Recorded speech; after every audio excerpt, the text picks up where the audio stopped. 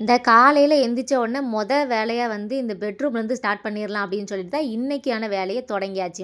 வேலை என்னன்னு பார்த்தீங்கன்னா, இந்த பெட்ஷீட் போர்வையெல்லாம் மடிச்சு வைக்கணும். நம்ம ஊர் போர்வை காடெல்லாம் வந்து இந்த வெயில் காலத்தில வேணா வந்து ஓகேவா இருக்கும். ஆனா வந்து இப்ப டெல்லியில அடிக்க குளிருக்கு சாதாரண போர்வைலாம் வந்து செட் ஆகாது. அதனால தான் வந்து இந்த ரஜாயும், கம்பளும் வந்து வாங்கியாச்சு. இந்த ரஜாய் வந்து பார்த்தீங்கன்னா, வெயிட் வந்து கம்மியா தான் இருக்கும். ஈஸியா தூக்க வைக்கலாம் சௌரியமா இருக்குது. ஆனா இந்த நம்ம தூக்கிட்டு இருக்கல இது வந்து கம்பளி. இது வந்து ரொம்ப வெயிட்டா இருக்கும். கிட்டத்தட்ட ஒரு 10 கிலோவாவது இருக்கும் போல.